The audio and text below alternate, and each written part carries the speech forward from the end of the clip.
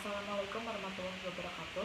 Yang terhormat Bapak Dr. Subelo Wiono, SHMPD, selaku dosen teknik penulisan karya ilmiah. Pada kesempatan kali ini, saya akan mempresentasikan proposal dengan judul Pengaruh Adiksi Merokok dan Minuman Keras Terhadap Risiko Penggunaan Narkotika. Baik, sebelum lanjut, izinkan saya untuk memperkenalkan diri saya. Nama saya Tessa Sucianti, NPM 20220, kelas A dari Prodi S1 Ilmu Hukum. Langsung saja pada bagian pendahuluan. Meneliti dalam penulisan proposal ini dilatar belakangi oleh berbagai masalah, yaitu sebagai berikut. Narkoba merupakan istilah lain untuk narkotika, psikotropika, dan zat berbahaya lainnya. Narkotika merupakan obat-obatan yang mempunyai efek merusak mental dan fisik jika disalahgunakan pemakainya.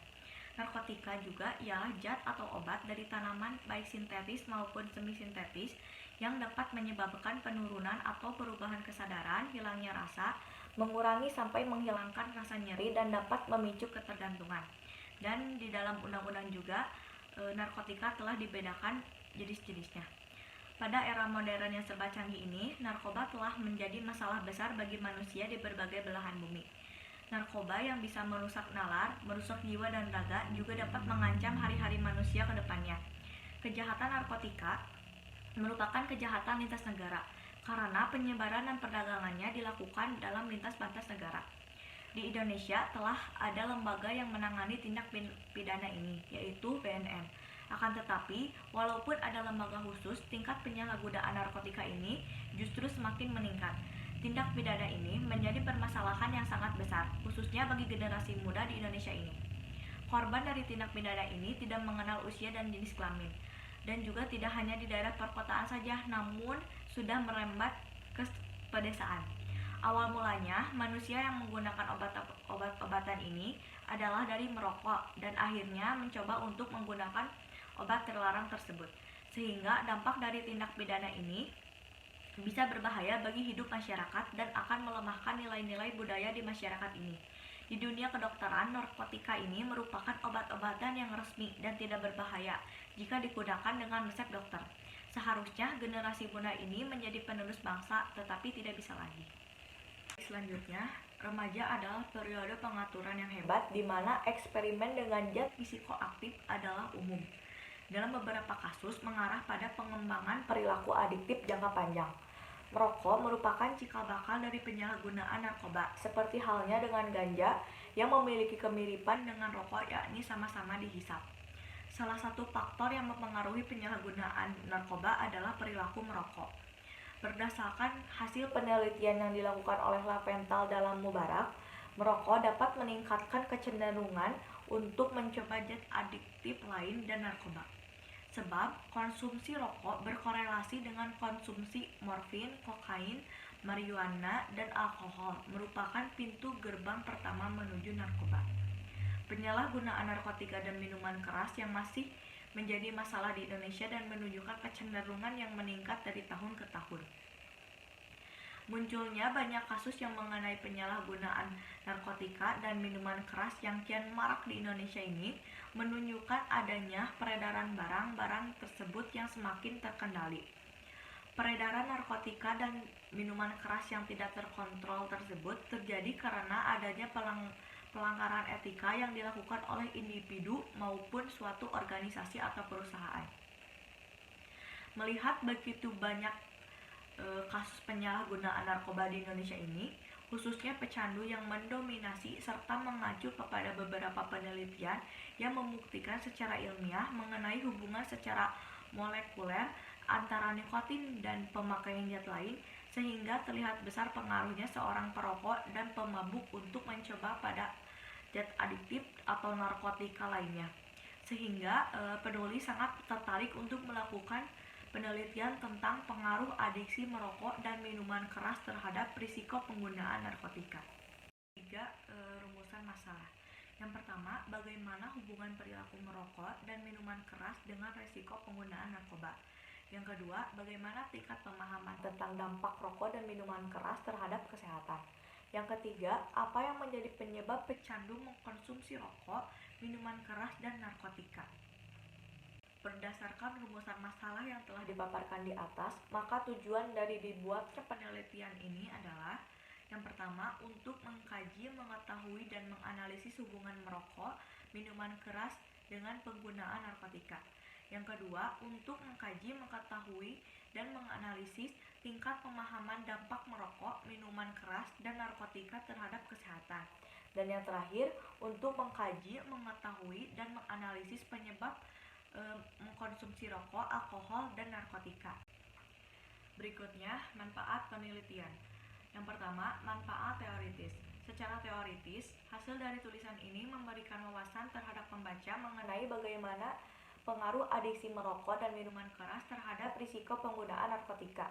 Penulis sangat berharap bahwa tulisan ini dapat menjadi kontribusi maupun referensi bagi pembaca yang meneliti bagaimana pengaruh adiksi merokok, minuman keras terhadap risiko penggunaan narkotika. Selanjutnya, manfaat praktis. Secara praktis, hasil dari proposal yang penulis buat ini dapat dijadikan perbandingan atau rujukan bagi para pembaca. Harapan penulis untuk hasil penulisan ini adalah semoga tulisan ini dapat membantu masalah mengenai dampak dari merokok dan minuman keras terhadap resiko penggunaan narkotika, serta penulis juga berharap bahwa tulisan ini memberikan inovasi dan memberantas tindak pidana narkotika di Indonesia. Selanjutnya, kerangka pemikiran. Yang pertama, adiksi. Istilah adiksi berasal dari bahasa Latin, yaitu adiko, yang berarti diperbudak atau terikat. Istilah adiksi sering melekat pada suatu zat dan dipandang sebagai ketergantungan. Secara ilmiah, individu dianggap adiksi ketika mereka tanpa henti mengejar sensasi. Apakah itu zat seperti alkohol atau perilaku seperti perjudian, terlepas dari konsekuensi terhadap kesehatan maupun kesejahteraan mereka. Menurut Aula 2010, perilaku merokok merupakan suatu fenomena yang muncul dalam masyarakat, di mana sebagian besar masyarakat sudah mengetahui dampak negatif merokok, namun bersikeras menghalalkan tindakan merokok.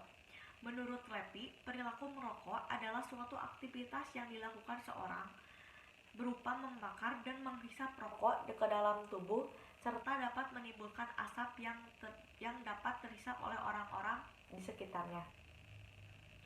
Perilaku merokok adalah suatu aktivitas menghisap asap tembakau yang dibakar ke dalam tubuh dan menghembuskan kembali keluar. Selanjutnya, minuman keras adalah minuman yang mengandung etanol. Etanol adalah bahan psikoaktif dan konsumsinya menyebabkan penurunan kesadaran. Di berbagai negara, penjualan minuman keras dibatasi ke sejumlah kalangan saja. Umumnya orang-orang yang telah melewati batas usia tertentu.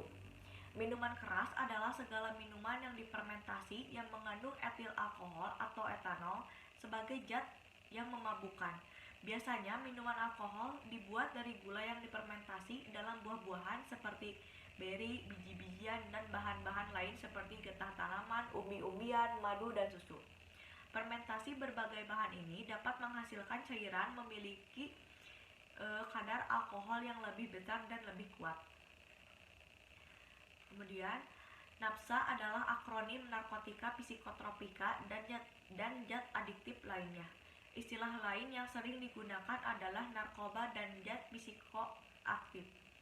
Menurut para ahli, pengertian zat adiktif adalah obat serta bahan-bahan aktif yang apabila dikonsumsi oleh organisme hidup, maka dapat menyebabkan kerja biologi serta menimbulkan ketergantungan atau adiksi yang sulit dihentikan dan berefek ingin menggunakannya secara terus-menerus. Jika dihentikan, dapat memberi efek lelah luar biasa atau rasa sakit luar biasa. Contoh zat adiktif lainnya adalah alkohol, inhalansia atau lem, bensin, dan tiner, kafein, dan nikotin. Dan metode penelitian. Yang pertama, spesifikasi penelitian. Yang kedua, metode pendekatan. Yang ketiga, tahap penelitian. Tahap penelitian itu dibagi menjadi dua. Yang pertama, penelitian kepustakaan, dan yang kedua, penelitian lapangan.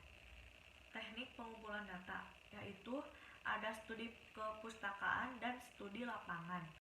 Alat pengumpulan data. Alat pengumpulan data yang penulis gunakan dalam membantu mengumpulkan data-data yang berkaitan dengan penelitian ini dengan cara studi dokumen. dikarenakan data-data telah dicatat dan teknik pengumpulan data. Maka selanjutnya data tersebut akan diarsipkan atau didokumentasikan. Sarana yang penulis gunakan pada saat mendokumentasikan data tersebut yakni dengan alat tulis berupa buku dan pulpen serta laptop sebagai media untuk mengkritik dan menyimpan dokumen tersebut. Analisis data. Dalam penulisan hukum ini, penulis menggunakan analisis data yuridis kualitatif, yaitu untuk mendapatkan penjelasan dari permasalahan dalam penelitian ini dihubungkan dengan data-data yang telah diperoleh dan peraturan perundang-undangan yang terkait untuk kemudian dicari keterkaitannya diantaranya sehingga memperoleh hasil penelitian sesuai dengan tujuan penelitian. Kemudian lokasi penelitian. Waktu yang digunakan peneliti untuk penelitian ini dilaksanakan sejak tanggal dikeluarkannya izin penelitian dalam kurun waktu kurang lebih 2 bulan. Selanjutnya, tempat pelaksanaan penelitian ini adalah di lingkungan masyarakat Cimalaka, Sumedang, Jawa Barat. Jadwal penelitiannya, persiapan penyusunan proposal, seminar proposal, persiapan penelitian, pengumpulan data, pengolahan data, analisis data, penyusunan hasil penelitian ke dalam bentuk penulisan hukum, sidang komprehensif, perbaikan, pengesahan, dan yang terakhir penjilidan. Kemudian yang terakhir sistematika penulisan dan outline.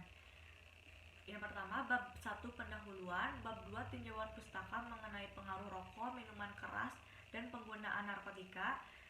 Bab kedua, pengaruh adiksi merokok dan minuman keras terhadap risiko penggunaan narkotika.